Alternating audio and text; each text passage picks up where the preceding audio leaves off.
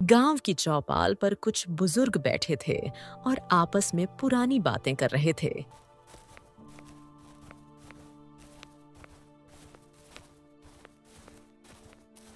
सत्य का प्रतिशोध। एक बार की बात है, सुंदरपुर नाम के गांव में हरिया नाम का एक गरीब किसान अपनी बेटी सुमन के साथ रहता था। दोनों की आर्थिक स्थिति बहुत ही खराब थी, लेकिन फिर भी पिता पुत्री मेहनत और ईमानदारी से जीवन यापन कर रहे थे। एक दिन गांव का साहूकार गुस्से में हरिया के घर पहुंचा। ए हरिया, बाहर निकल। सुना तूने?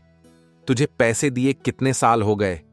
आज मुझे अपने सारे पैसे चाहिए, नहीं तो मैं तुझे और तेरी बेटी को घर से निकाल दूंगा। हरिया हाथ जोड़कर बोला। साहूकार जी, बस 3 दिन की और मोहलत दे दीजिए। मेरा बेटा सुमित शहर से आने वाला है। आते ही वह सबसे पहले आपका कर्ज चुका देगा। बस 3 दिन। हर बार यही बहाना। तेरा बेटा कभी आया नहीं और तू हर बार यही कहानी सुनाता है। अब बस, या तो पैसे दे या घर छोड़। हरिया बोला। अगर 3 दिन में पैसे न दे पाया तो मैं खुद यह घर खाली कर दूंगा। साहूकार बोला। ठीक है, 3 दिन बाद देखता हूं तेरा बेटा आता है या नहीं। पिताजी, भैया आएंगे ना इस बार? हरिया ने सांत्वना दी। आएंगे बेटी, क्यों नहीं आएंगे? भगवान सब ठीक करेगा।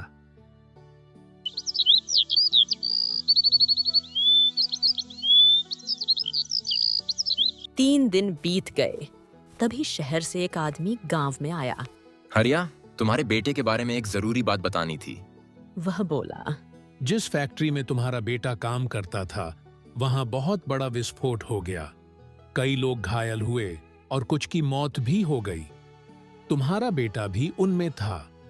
यह सुनकर हरिया बेहोश होकर गिर पड़ा। उसके दुख की कोई सीमा नहीं रही।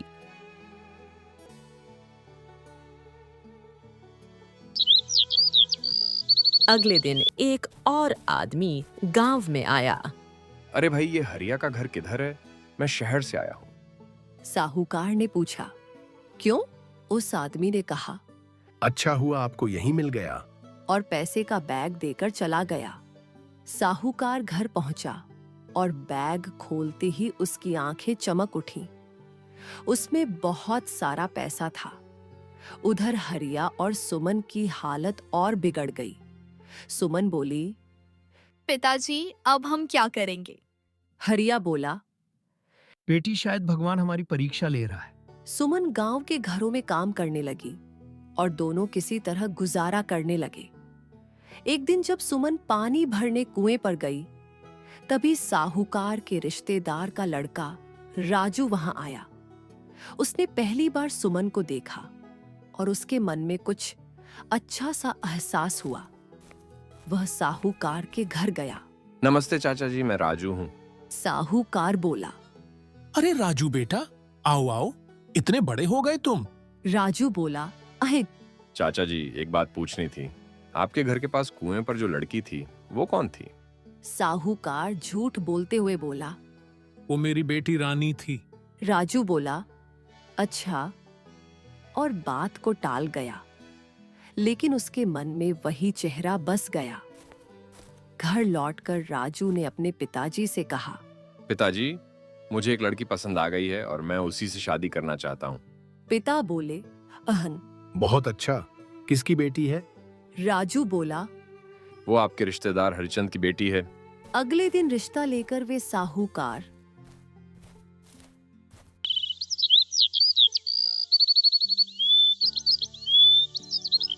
हरिचंद के घर पहुंचे। साहूकार बहुत खुश हुआ। वाह, मेरी बेटी रानी की शादी इतने बड़े घर में होगी।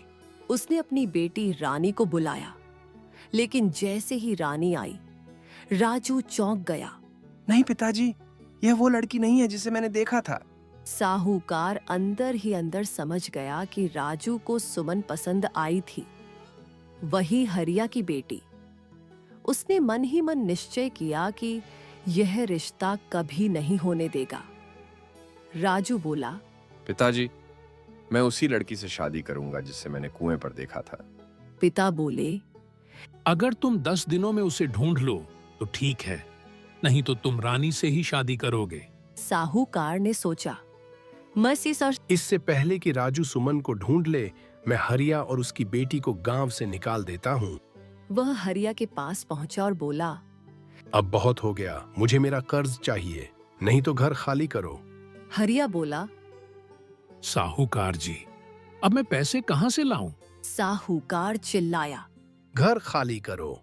बेबस हरिया और सुमन गांव से निकाल दिए गए और जंगल में जाकर झोपड़ी बनाकर रहने लगे। एक दिन सुमन लकड़ी काटने गई और देर तक नहीं लौटी। हरिया उसे ढूंढने जंगल गया, लेकिन रास्ते में बेहोश होकर गिर पड़ा। उसी समय राजू जंगल से गुजर रहा था।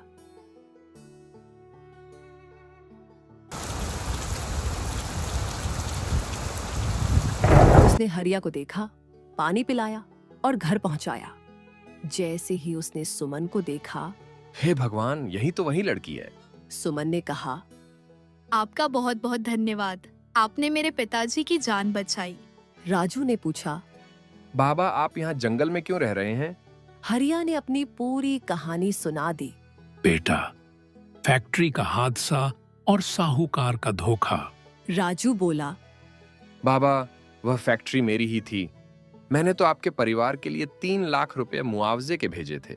हरिया बोला, पर हमें तो कोई पैसे नहीं मिले। राजू बोला, तो फिर किसी ने धोखा दिया है। मैं सब सच जानकर रहूंगा।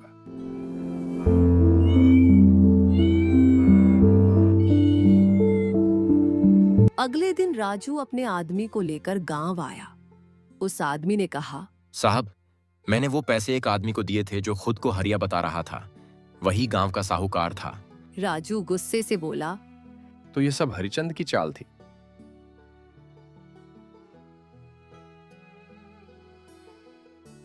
वह साहूकार के घर पहुंचा। हरिचंद, तुमने एक गरीब का हक मारा, उसका घर छीना और उसकी बेटी को गांव से निकाला। अब तुम्हें सजा मिलेगी।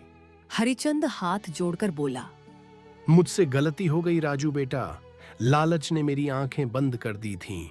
तभी राजू के पिता भी आ गए। उन्होंने कहा, हरिचंद, तुमने इंसानियत की हदें पार की हैं।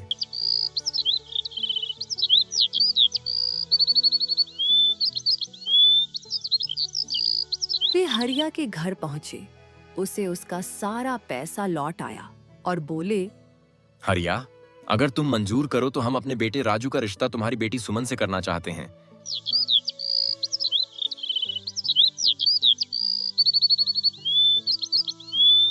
हरिया की आंखों में खुशी के आंसू भर आए।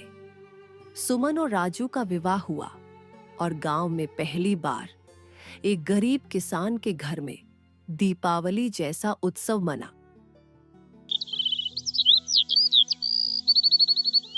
सीख, लालच और झूठ का अंत हमेशा बुरा होता है और सत्य का प्रतिशोध हमेशा न्याय लेकर आता है। दोस्तों, कैसी लगी आपको यह कहानी? अगर अच्छी लगी हो तो वीडियो को लाइक जरूर करें। अपने विचार हमें कमेंट में लिखकर बताएं और ऐसी ही कहानियां सुनने के लिए हमारे चैनल को सब्सक्राइब करना बिल्कुल मत भूलिएगा। फिर मिलते हैं एक नई और दिलचस्प कहानी में। धन्यवाद।